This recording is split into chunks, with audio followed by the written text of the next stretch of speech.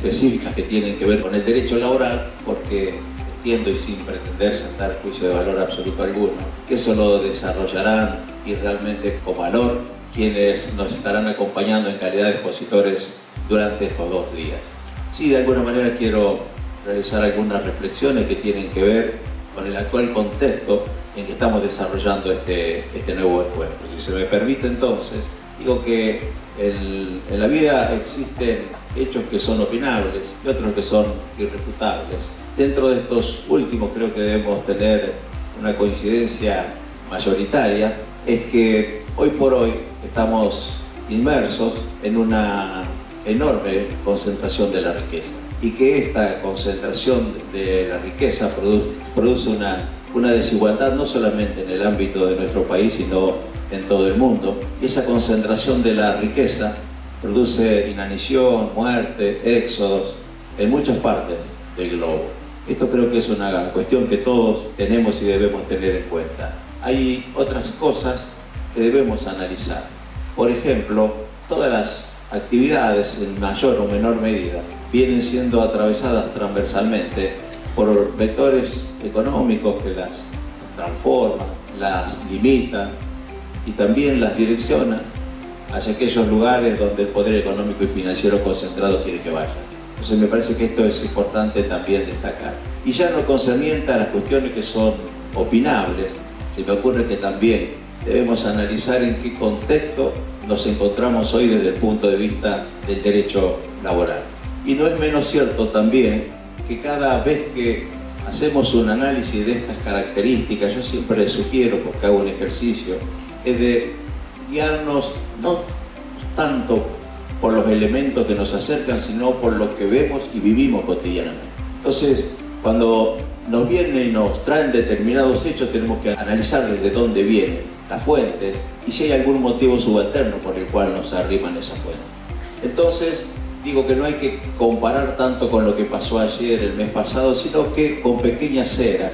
Y yo siempre me permito, cuando me dicen que la gente está bien, me permito no solamente disentir, sino saber por qué disiento con tales conceptos. Y digo, ¿cómo estábamos 5 años atrás, 10 años atrás, 15 años atrás, 20 años atrás, 30 o 50 años atrás?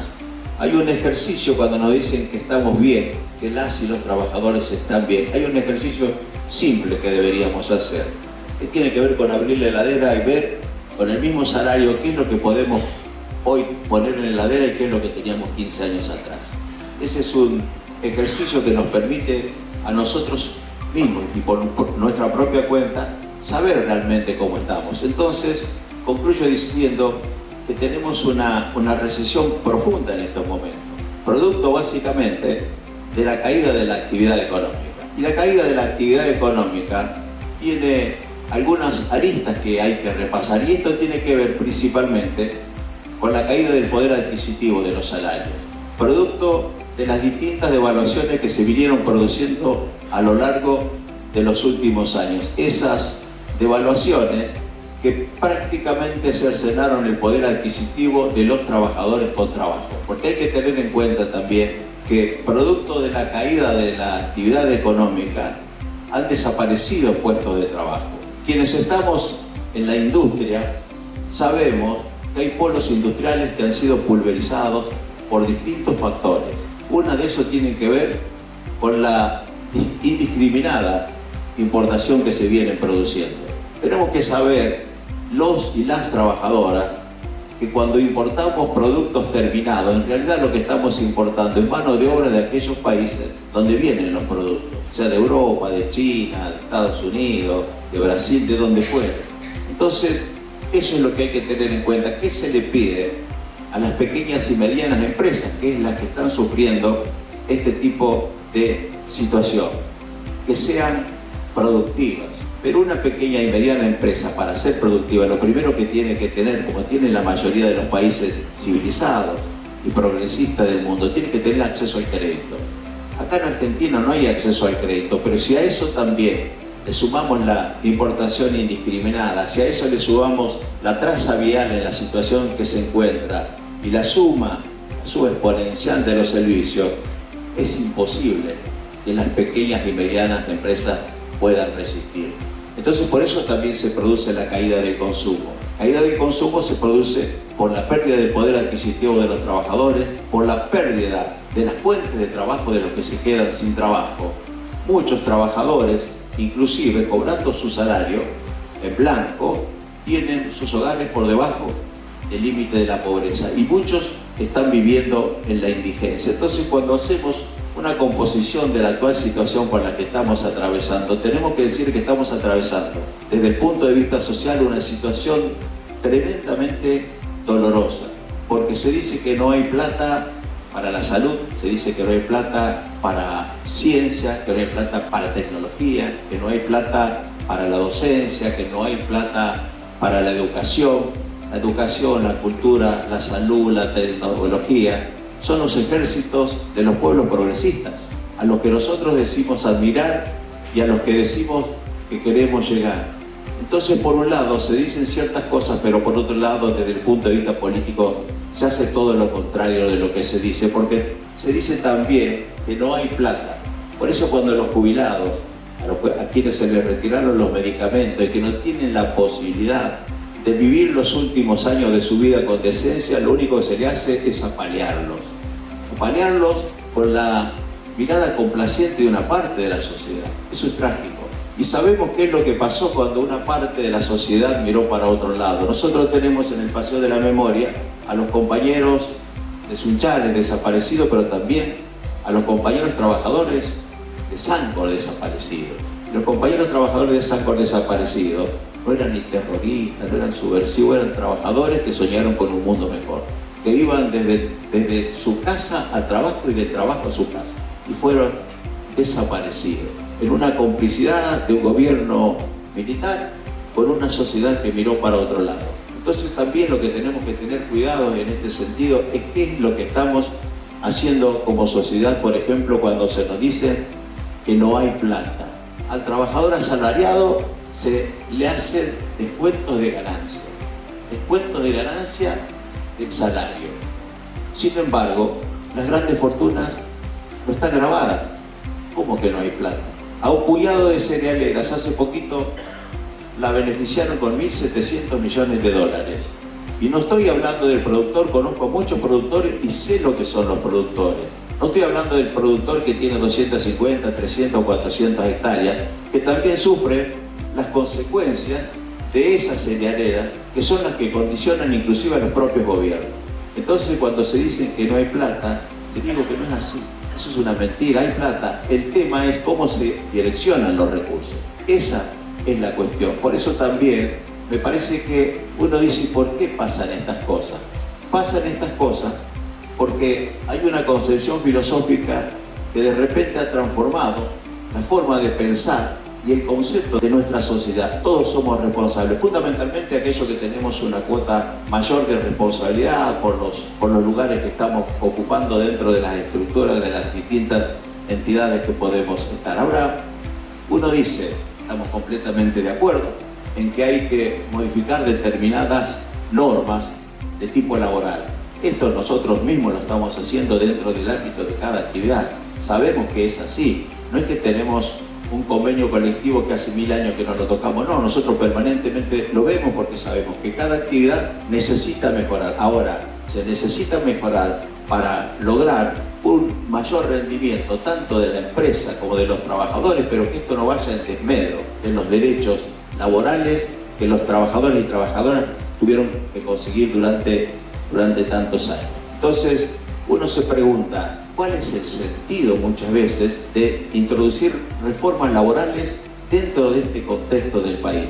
Claramente sabemos, claramente si nos preguntamos, una vez que hemos hecho este somero análisis que acabo de hacer, que seguramente cuando se quiere introducir una reforma laboral de estas características, no es precisamente para beneficiar al mundo del trabajo, al trabajador y a la trabajadora. Y no es una sospecha sin piso de fundamentación, porque también muchos trabajadores, sabiendo esto, aceptan una reforma laboral que saben que desde el punto de vista de dónde se inicia va a ser regresiva si es que no la defendemos como sabemos que tenemos que defenderla. Ahora, ¿Por qué hay trabajadores? Porque uno se pregunta, ¿hay trabajadores que piensan que van a ser beneficiados si una reforma laboral sale tal como se la propicia? Y yo les digo que lamentablemente hay trabajadores que sí, que creen que van a ser beneficiados. ¿Por qué ocurre esto? Hay un axioma que todos lo conocen y dice, es viernes y el cuerpo lo sabe. Yo podría también consignar, la moral de una sociedad es maleable y el poder económico y financiero lo sabe. La moral de una sociedad es maleable porque si no fuese así, Cristo no hubiese muerto en la cruz, Bruno no hubiese agonizado en la hoguera, ni Galileo Galilei hubiese pagado con prisión la osadía de apoyar la teoría heliocéntrica de Copérnico. El poder económico y financiero sabe que la moral de una sociedad es maleable y consecuentemente trabaja. ¿Cómo trabaja en ese sentido? Fundamentalmente, cuando uno terceriza el pensamiento, en realidad no está pensando, está haciendo lo que otros quieren que uno piense. El poder económico y financiero lo que ha hecho durante muchísimo tiempo es anular el pensamiento crítico. Pensamiento crítico, que es lo que de alguna manera todos hemos dejado de hacer. El pensamiento crítico tiene que ver con ir a la fuente, ver cuando nos dicen algo, qué es lo que está detrás de lo que nos dicen, dudar de todo, inclusive dudar de nuestras propias conclusiones. Entonces lo que nos está ocurriendo, lo que nos está pasando, pero ya hace mucho tiempo y no por imperio de la casualidad, es que empezamos a pensar con cabeza ajena, porque el poder económico y financiero acude a todos los medios que tiene a su alcance para lograr este resultado,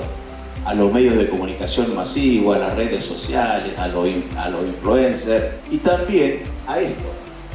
Hoy nosotros tenemos todas las respuestas en un teléfono o en una computadora y el cerebro, como todo músculo, si no lo utilizamos como corresponde, se atrofia. Y eso es lo que nos está pasando como sociedad.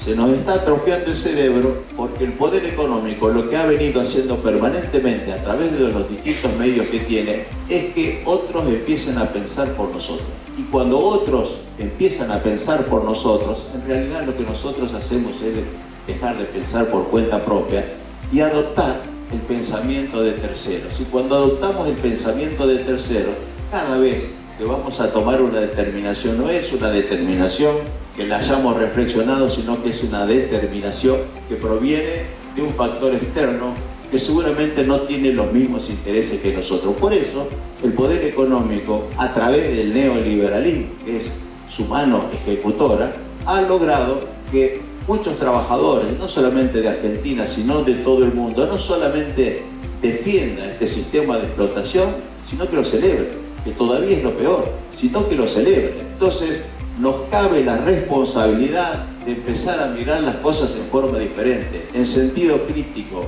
Y pensar en sentido crítico no significa únicamente pensar mucho tiempo, porque muchas veces se piensa mucho, pero tiramos en derredor de nosotros mismos en un círculo vicioso y de ahí no salimos. Pensar en sentido crítico significa, entre otras cosas, interpelar hacia afuera e interpelarnos a nosotros mismos. El pensamiento crítico, no quiero demorar mucho, pero surgió hace más de 2500 años en la antigua Grecia, en Atenas. Consistía precisamente en realizar conversaciones con preguntas que no sean fáciles, de forma tal de que cada uno que recibía las preguntas se sienta vulnerado y comience a pensar. Bueno, el poder económico ya en aquel momento era tan importante que Sócrates fue condenado, como todos ustedes saben, a ingerir cicuta y a morir envenenado. El crimen era que corrompía a la juventud y que no respondía a los dioses de la ciudad, a los dioses de Atenas. En realidad el crimen era otro. El crimen era que ponía en duda todo lo que existía dentro del marco de la sociedad de Atenas y por eso fue condenado. Ahora, la bandera de Sócrates no murió porque su discípulo Platón y después Aristóteles y tantos otros la portaron. Inclusive siglos después, durante la Ilustración, pensadores como Immanuel Kant volvieron a levantar esa bandera y por muchos años, por muchísimos siglos, esa bandera fue respetada por el mundo antiguo, porque era una bandera donde de alguna manera permitía a la sociedad salir de la oscuridad. Y aunque hubo algunos que estuvieron parte en contra. Lo importante, digamos, en esto es que el pensamiento crítico es lo que en este momento nos está faltando para que realmente nuestra comunidad, nuestra sociedad pueda pensar de manera distinta, porque se nos dice que somos pobres fundamentalmente como consecuencia de los gobiernos populistas que hemos tenido dentro del marco de la nación. Hay pobreza en Argentina porque irresponsablemente endeudaron no solamente a nosotros sino a generaciones, quitándole los sueños y el futuro.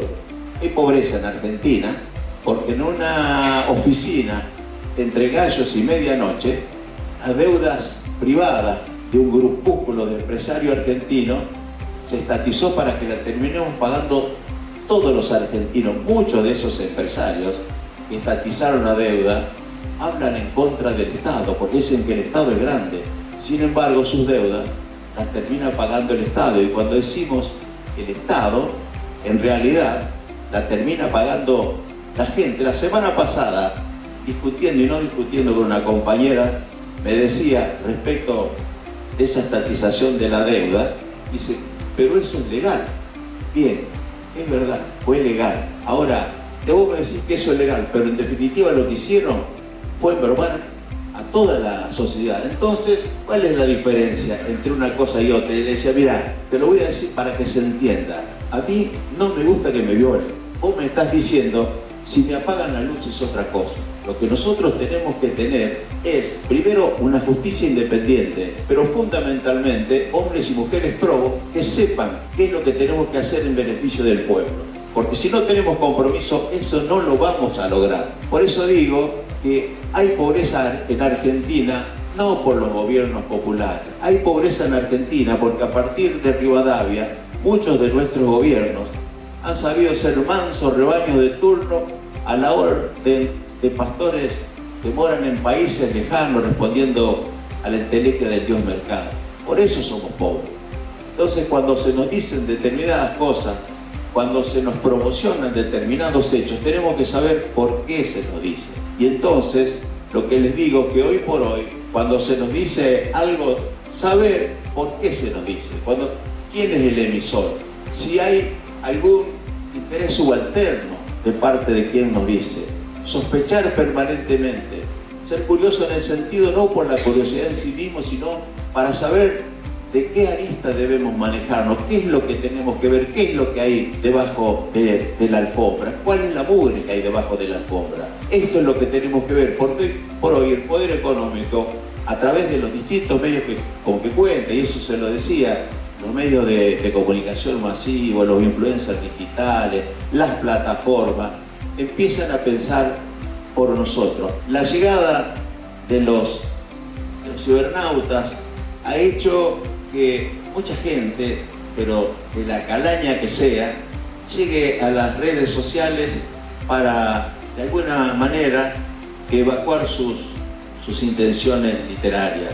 La comparación no es antojadiza, si tanto en la letrina, en los baños, como en las redes sociales, si me permiten, lo que abunda es la mierda. Entonces, para concluir, yo le diría que pensemos con sentido crítico y podemos ser usuarios de la letrina, del baño, como de las redes sociales, pero lo que no debemos resignarnos es a comer mierda. Bienvenidos, muchas gracias.